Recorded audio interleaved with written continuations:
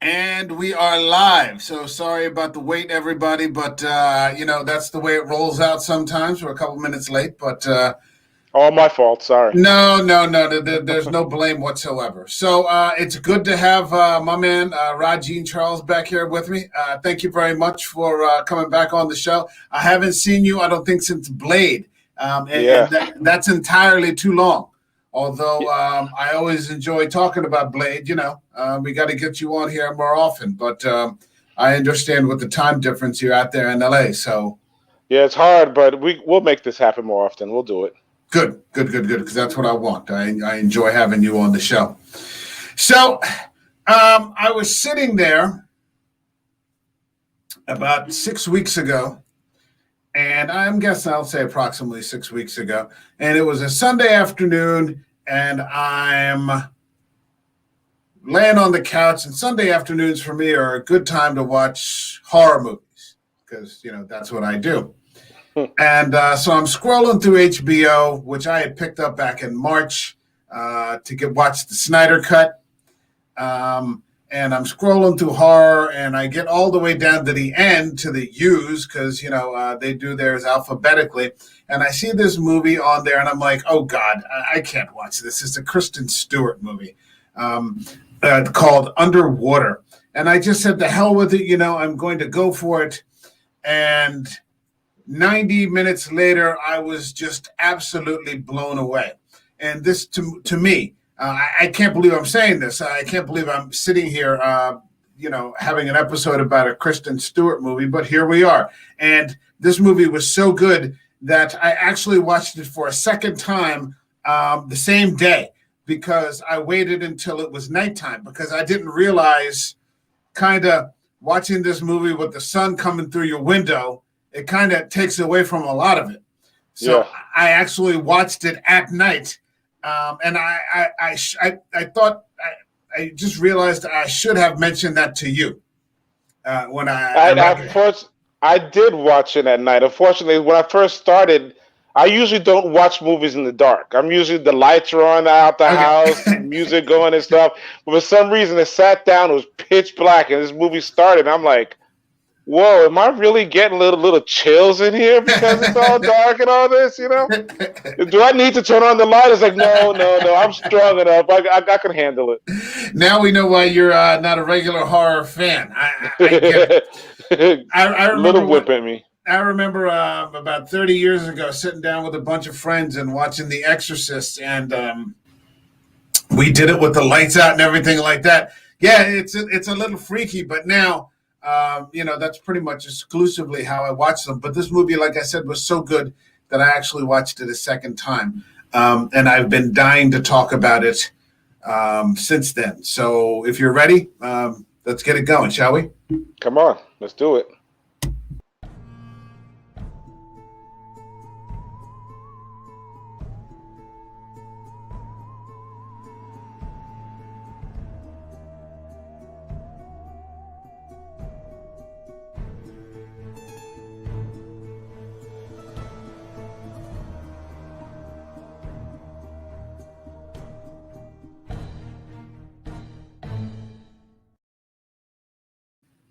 So again, I can't believe I'm sitting here talking about a Kristen Stewart movie, but it was just so damn good, and she was good. And I had Yeah. heard that I had heard this before. I mean, that if you sort of disregard the whole Twilight thing, she's actually very talented. And there was another movie that she did that I'm dying to find. Well, I found it. I just don't want to pay with all the streaming services that I'm ordering. I haven't really gotten around to wanting to spend an additional couple of bucks to rent it. It's a supernatural thriller, I think, called Personal Shopper. And that's supposed to be a really, really solid movie. And years ago when I heard about this, I'm like, yeah, it's Kristen Stewart. I'm not watching this. But here I am. And clearly I was wrong. I think you have to take her outside of and set her aside from that Twilight experience, which, unfortunately was 4 movies. So it's kind of ingrained in our psyches for like 5 years. But now It's a she's cult classic. well, now she's just, well, I mean, it made a lot of money. I mean, Yeah, it it did. certainly made a lot of money. So she's laughing all the way to the bank or whatever. But I reluctantly watched them and I reluctantly enjoyed them. So I can't say anything okay, bad about those Twilight movies. all right, fair enough. But this is not that. And of course, we know that Twilight, and I can't believe now I'm talking about Twilight, has some supernatural elements. But of course, this is nothing like Twilight that I've seen a minute or two here and there of also. Hold on a second. We've got Have Cheetah Will View. Camp X-Ray is supposed to be good as well. Okay, I'll have to check that out. Welcome to the show. I think it's first time dropping in on us, so thanks so much. This actually has a really solid cast, actually. You've got Kristen Stewart set in this engineering, drilling for oil, 6-7 miles at the bottom of, the very bottom of the ocean, like the lowest parts on Earth. You've got her, who typically I have not liked, and I'm bringing this up for a reason. And you've also got another actor who traditionally I have not liked, Vincent Cassel. Really, he's great in this. Yeah, he's fantastic in this. Fantastic in this. And what I've realized, I had an epiphany, which is kind of a duh epiphany, but then again, it's me. So what I realized was that traditionally Vincent Cassel plays characters that I don't like. So to me, it's natural that you don't like him, which means he's done a good job. Exactly. That's exactly what I realized. I'm like, that means that he must be a really good fucking actor to get me so involved, or to completely miss the point that he is not the person that he's playing in the movie. Yeah. I've been there, yeah. Yeah, and I'm like, oh, every time I see him, because I remember him from those Ocean's 11 movies, and I've seen him in a couple of Luc Besson movies, and different movies here and there. And he always plays like a jerk, and especially if you see him in an American movie, he plays the French jerk. Yeah, of course, yeah, which is typical when it comes to American movies, Yeah, the French person usually is presented as a jerk, unfortunately. Yeah, he's not an outright villain. He's just kind of a jerk, and he's played it well. Hold on a second. The general public just doesn't like Kristen Stewart. Yeah, the general public, of which I was largely a part of until I saw this, I would have agreed with them. Now they just need to get over it. That would be my message here, because she's a really good actress. This is a fantastic movie. I think a lot of people might like this and like her because physically she's totally different from when she's used to. She's like taking some type of just different look with that blonde hair. Everything, so you don't really know that it's Kristen Stewart throughout the movie. Yeah, you know what I mean. She's playing against type. Yes, exactly. She doesn't have the long hair. She's not the the uncertain character that you come to associate with Kristen Stewart. She's a very strong character, strong female character, and you've just got this. Within 5 minutes, the action begins. Now, what I want to say is, unfortunately, this movie came out in March of 2020. And if you know what happened to the rest of 2020, this movie was just completely lost in the shuffle of the pandemic and everything just shutting down. But I feel at the same time, we're very lucky because this is, if I'm not mistaken, a 20th Century Fox film, and this was one of the last films under Fox to be released before it was completely bought up by Disney. Walt Disney. Yeah, this is the last movie, the very last one they did. Yeah, and nobody's really sure exactly why this movie made it, and apparently a lot of others just got taken right off the board. There are a lot of movies that were ready for release into the theaters, and then Disney bought Fox, and for whatever reason, those movies have never seen the light of day. This one did. Many people feel that perhaps it was because it was already completed, basically. whereas some of the others may have been 85% or 60% or something like that. And Disney just said it's not worth, we have our own idea about what we want to do, and, we're just going to move from there. But I'm certainly glad that this movie made it out, because now I've actually purchased it on Blu-ray, because today is the last day. And there was a great article about Catch the Most Underrated Sci-Fi Movie on HBO before it leaves today. Today is its last day on HBO Max. So go watch it, everybody. Watch it tonight after this. Yeah, if you break off from the show and just go watch it if you have HBO Max. It's amazing. And while I'm very grateful that we have this chance to talk about it because we've seen it, I'm also disappointed because this would have been a fantastic movie to see on the big screen. Yes. I'm not as thrilled about the movie as you are, but I think it's because I didn't see it on the big screen. If I saw it on the big screen, there was so much going on at so many points in the movie that I couldn't catch it, I couldn't see it, and it frustrated me. And that's the thing about it. This movie is only 95 minutes long. Yeah. It's not like some 3-hour tome. This isn't like Lord of the Rings, but once it starts, it's happening fast, it's happening quick, and I think that's part of the appeal, is that you're sort of wrapped up in the pace that the performers are set at, trying to survive. Yes. Everything is just happening so fast. Within 5 minutes, the earthquake happens, and people are like, everybody's just in sixth gear. That opening scene was incredible. That all the water coming out and them running, they're chasing and all that, and it comes down to it. It really it's a good way to really pump you up and get you into the movie, lock you in. Yeah, a very underrated performance by Mamadou Athie. He plays Rodrigo. He was just a fantastic character. You've got TJ Miller. TJ Miller's kind of gone by the wayside under the Me Too movement. I think he got hit with some serious accusations, so on and so forth. But, you've just got a great cast. Yeah. TJ Miller, Mamadou, Vincent John Cassell. Gallagher. I think his name was Gallagher, John, whatever. He was funny. He's the one the funny guy who's annoying throughout the whole movie, Liam. No, that was T.J. Miller. Oh, was that T.J. Miller? Yeah, that was T.J. Miller. T.J. Miller played a similar character in the movie Cloverfield. Did you ever see that movie?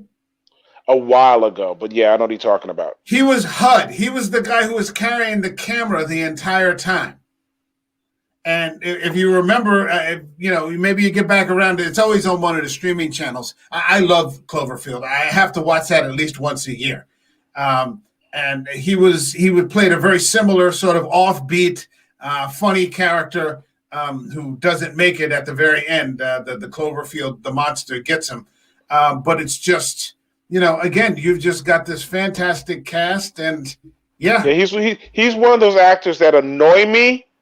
But like you said before, I think it's because I just like his characters. His characters annoy me, and he does it so well. Yeah. Again, so, you're sort of, not quite as badly, because anybody but me will probably have figured out that Vincent Cassel is a fantastic actor, but not me, because I'm just, stuck on the fact that he's the French jerk, in like every movie I see. Like Ocean's 12, and he's sitting there playing with his feet while, he's talking and negotiating with those guys, So, yeah. All right. Well, there you go. Now, here's the catch. Have you, because I was a lit major, and I know you're not, you were a performing arts major, and so you're doing the stage and, screen thing out there in LA. But have you read any Lovecraft, H.P. Lovecraft? No, the only Lovecraft I know is the HBO Lovecraft. Lovecraft Country, okay, which is sort of an homage to the writer, H.P. Lovecraft, who is kind of the grandfather. He's one of the horror greats at the beginning of the 20th century. And some of the recurring themes in Lovecraft, come I mean, this movie just uses those themes directly. This idea of like cosmic sized horror that's, a threat to all of humanity. This idea that there are things, these slimy sort of things that have been sleeping all the while, and are, just outside of our sort of view, this forbidden knowledge, that these things are just beneath the surface and have been here, what Lovecraft called the ancient ones, that, are just outside of our periphery, but if you kind of saw them, you would go crazy. I did on one of my episodes early on, The Call of Cthulhu. I did one of his most famous short stories. I covered it because it's just a great horror story. And so Cthulhu is his most prominent and recurring character, which is, the herald of, all these old and ancient monsters that are just older than, anything like man has considered. Time itself, yeah. Yeah, and so you would see there's an idea that, maybe Stephen King used, Lovecraft themes when he made It, when you see the final form of Pennywise the Clown, and, throughout all these different stories, different authors have been borrowing from Lovecraft, but this is the first movie that actually took one of his characters directly and put it in the movie, and it's such a treat. The Cthulhu character. Yeah, Cthulhu. Who would have believed it? I called it the Kraken. Yeah, well, I mean, initially, I think the director, William Eubank, who doesn't have a huge amount of horror credit to his name. I think right now he's working on an unnamed paranormal activity movie. It's in production. So he's piggybacked from, I think, this critical success. It wasn't a financial success. This was a huge loss. Yeah. I don't even think they broke $1 million or something on this. Probably. No, they broke. They made it, put like 80 to 100 million into it, but they made like 30. Yeah. But it's because of the pandemic happening. I mean, it was open in the theater for 2 weeks, and then the pandemic hit. The pandemic, and then probably Disney didn't spend an enormous amount of time, or Fox promoting it directly. Yeah. I wasn't here when this movie was released. Yeah. So I don't, I didn't see any trailers for it, from 8,000 miles away. But unfortunately, it didn't do well. But I think this critical success has allowed the director now to shift over to another horror franchise, where, hopefully we'll be seeing some more of him again. Let's see, it was written by a guy named Brian Duffield, who I thought he came up with a really good script. It was really lean. There isn't really anything that I would have taken out of there. Like you said, it's so fast paced, it's actually hard to keep up with. And considering that's only 90 minutes, I think that's a pretty streamlined script. I think Eubanks did a really good job of direction, and I think the performances were really solid. I mean, overall, it's a good movie. The only thing I was disappointed about is it reminded me too much of Aliens. I mean, with Kristen Stewart in her underwear and bra, the whole thing with the short hair, everything reminded me so much of Aliens. I'm like, this is just an underwater version of Aliens with a Kraken in the end. Well, this is considered by many to be an homage. Okay. An homage to Alien. And I respect it. It's a good homage then. Yeah. I mean, because it does have that claustrophobic sort of feel to it. In the sense that, they're, moving through these narrow corridors, or they're trying to keep very close together because, something, is stalking them, and they're not sure what it is. I mean, I think there are a lot of qualities that remind me of Alien, but I'll be perfectly honest. When I saw it the first time, I actually had to I had to read and do a little research until I didn't make an alien connection.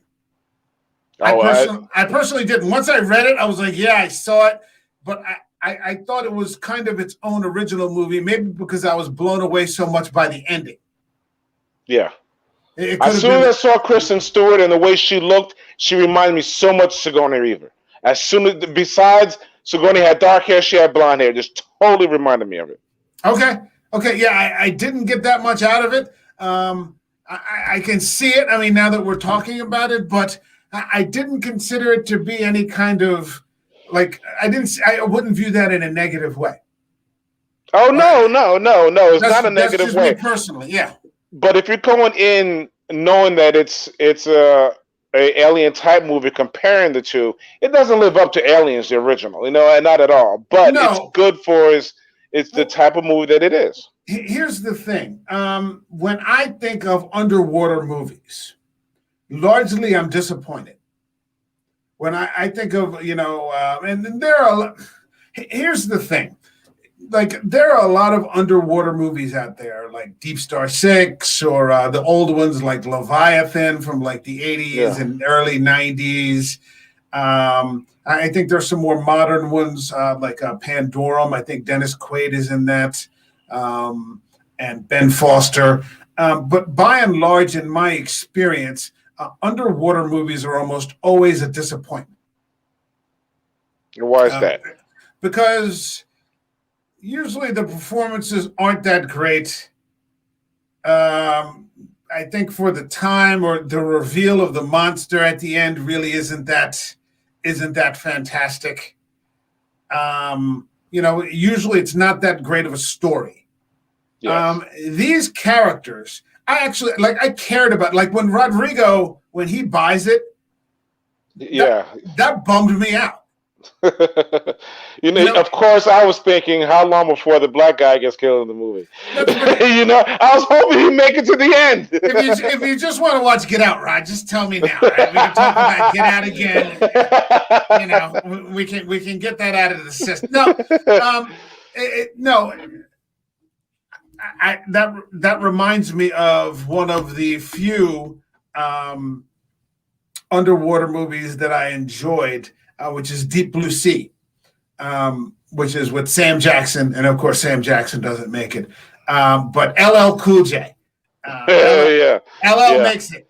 And suppose I've seen a meme somewhere that says LL is the first black man in film history to make it all the way to the end of a horror movie. That isn't a black horror movie. Yeah. So, you can't get rid of LL anyway, and nor should you. No one should make that mistake. But what got me about the way that he went was his sacrifice.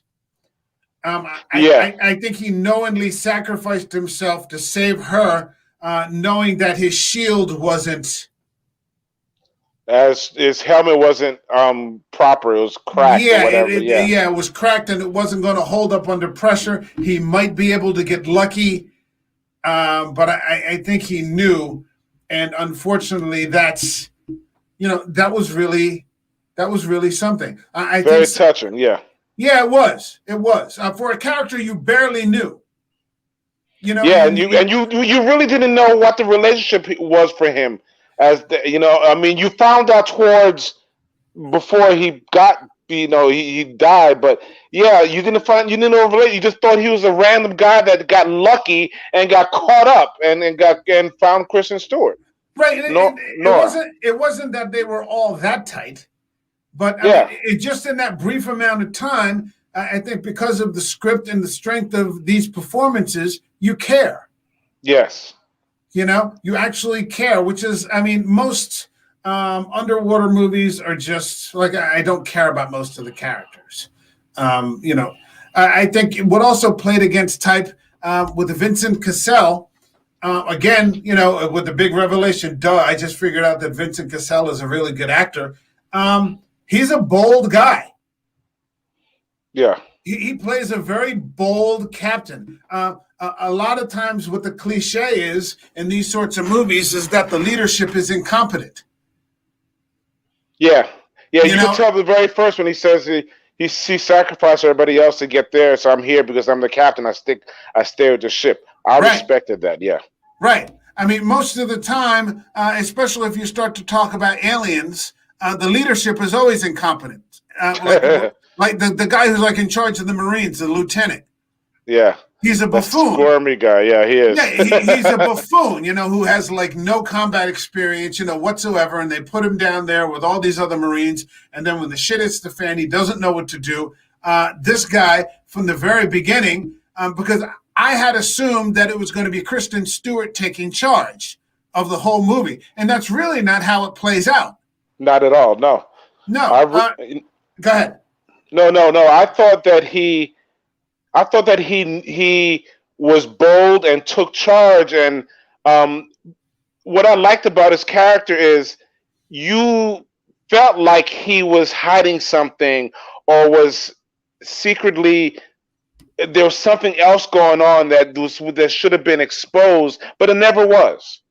So I wasn't too sure about him and his character, and I really enjoyed that. Yeah, I mean, you do find out that he's had some tragedy in his life with his daughter, and somehow I respected that even more. Well, I'm talking about he knew from the very beginning what was going on with these aliens and everything down there. Oh, I didn't pick up on that. I didn't pick up on that. I didn't suspect him of doing anything sort of underhanded or understanding. I think they genuinely, and I think that's a recurring Lovecraft theme. You tap into things that the one girl says that no one's supposed to be down here. Yeah. That one girl who's constantly, we're not supposed to be down here. No one is supposed to be this far down here. Amelia, I think her name is. Yeah, and someone has finally woken up something because, that's one of the great things. That's one of the great things about this movie. You go almost an hour before you even begin to see anything related to, any sort of monster or supernatural, danger. Yes. And so for an hour, you're carried by performances. No CGI, or, what little CGI they have with their various explosions, this, that, and the other. You're simply carried by the strength of the actors. It's acting. And that's what I think is just great about this movie. I had just come from talking about on Monday, and the past 2 Mondays, on the Something Shitty subthread, talking about the 2 Star Wars prequels, Attack of the Clones and The Phantom Menace. And it's just nothing but CGI. Yeah. It's bad stories. You have good actors, but good actors, I guess, from 20 years ago who aren't used to talking to green screens or, having to relate to a tennis ball or something like that. This has none of that. I mean, at the end, obviously, there's a lot of CGI and special effects, but by and large, this is just all acting. I mean, it's all acting. A lot of it is the filming of it, the way they, I felt like I was trapped there with them.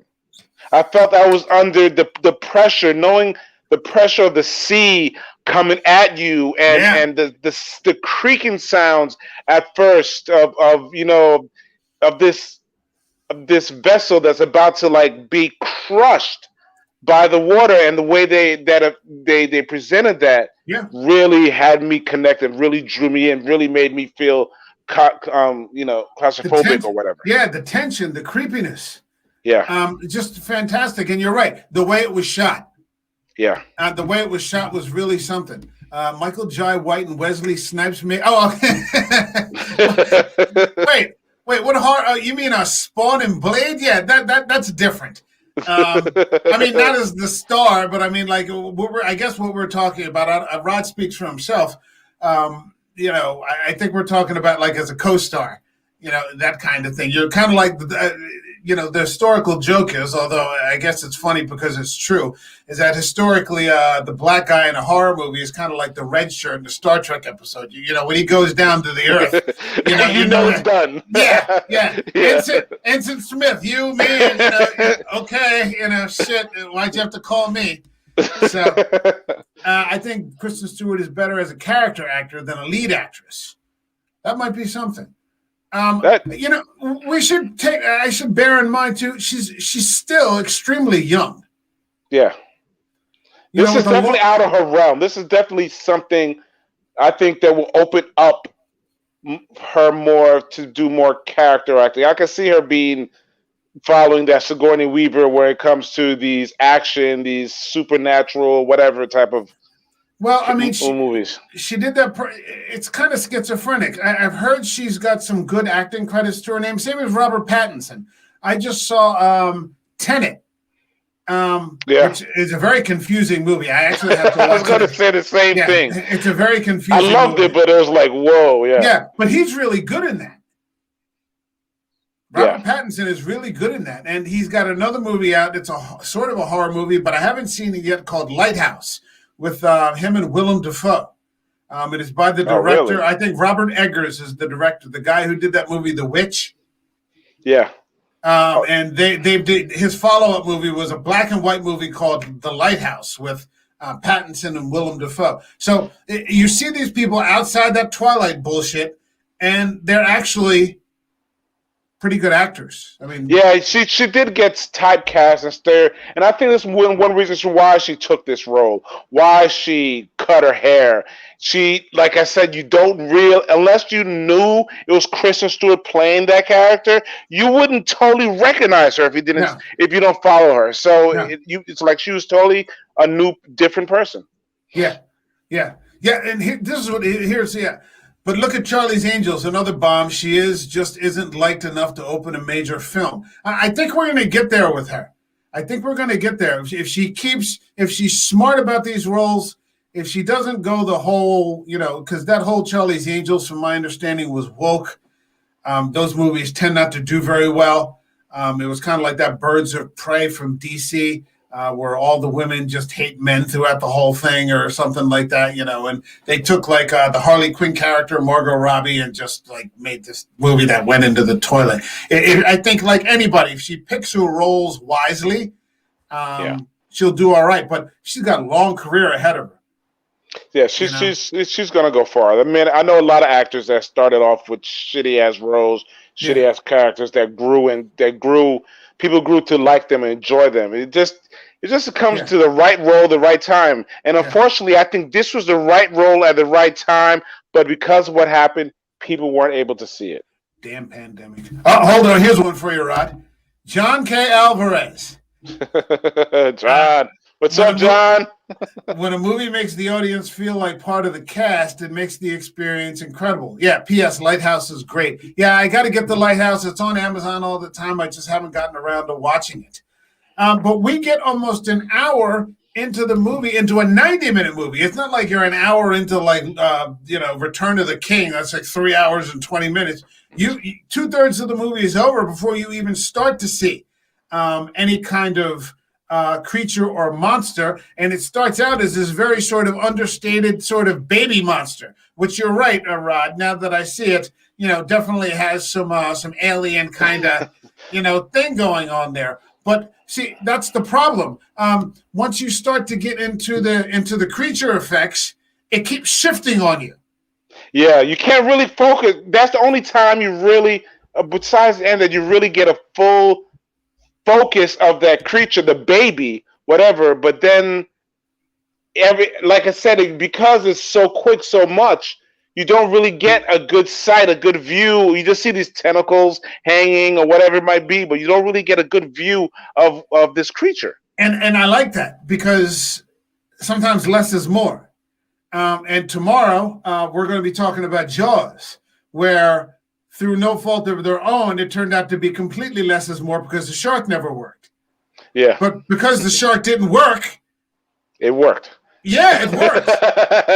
Yeah, because the shark didn't work, it freaking worked. And I tell you what, A24, if I see A24, Rod, you know this production company, A24? No. They're putting out some fucking sledgehammer movies, man. Anything less than A24, I think he's saying, is just sleep. If I still remember my math correctly. A24 is, I love A24. That's where I saw Hereditary. Midsommar. There's a movie now on Hulu. I'm just about to finish. I haven't gotten around to it yet, though. I keep trying to watch it late at night, called Saint Maud. Anything with A24, they're putting out some serious shit. So if you have Hulu, Rod, maybe we can link up for another movie like that. I'd love to. Okay, sounds good. But see, here's the thing. When I said shifting, I didn't necessarily mean. Hold on. See if he's. IFC films are better. It depends on the IFC film. Because I've seen some great IFC films. We've covered A Dark Song. We've covered The Devil's Candy, The Autopsy of Jane Doe. I think you're covering The Devil's Doorway in a couple of weeks. But I've seen a couple that really weren't very good, or the ending was like such a letdown. You're like, oh God, that like had so much potential. I don't know. A24 is, I don't know. It's, I don't know. It sounds like it's a preference. Yeah, no. It's not that it's a preference. I just think that they're both running at full steam. I think they're both running at full steam. They're not hitting at 100%, but they're both pumping out some quality stuff. Yeah, so maybe it is a preference, because I love IFC also. I love those IFC movies. IFC Midnight is just the shit. So what I was saying about the constantly shifting monster is that you never get a clear idea of what the monster is. First, you think it's this. But then after a while, it shifts again and you realize that's kind of the baby. And then it's... you see this gigantic thing, and you're like, "Oh my God, it's such a great, it's such a great monster." And that's not even the Kraken. No, and then you finally get to it, and you realize it's fucking Cthulhu. Yeah, and that scene where all of those monsters that were from the last photo that I showed just sort of get raised away. Yeah. And then you understand exactly what it is that's caused the earthquake, reveals itself. That knocked me on my ass. I didn't expect the Cthulhu character to come about. I thought these little alien characters were it. They're the ones that's getting everything. They're the ones attacking. I really didn't expect it. Yeah. No, and I didn't see that coming at all. And there's a photo that we used, I think, from the intro to give you a sense of scale of the size of Cthulhu. I mean, I think that's supposed to be Kristen Stewart, and she's not even as big as one of its teeth.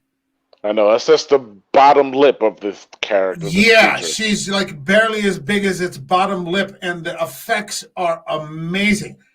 I was stunned because I think by the time you get to that, you've only got about 10 or 15 minutes left in this movie. Yeah. The movie is almost over, and they give you then the total reveal, and by then, what was happening fast starts to move at even double speed. Great creature. Yeah, it was a fantastic, and that's what I was saying earlier about other underwater style movies that I've seen. The creature to me has traditionally been a letdown. This was not the case. This was just a treat all the way.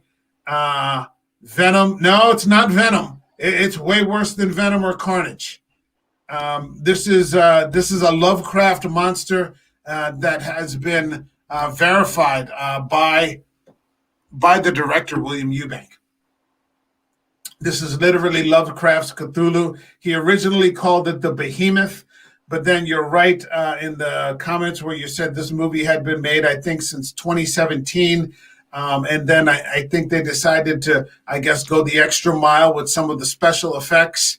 And he just decided that this was Lovecraft's main character, his main antagonist in all of his literature.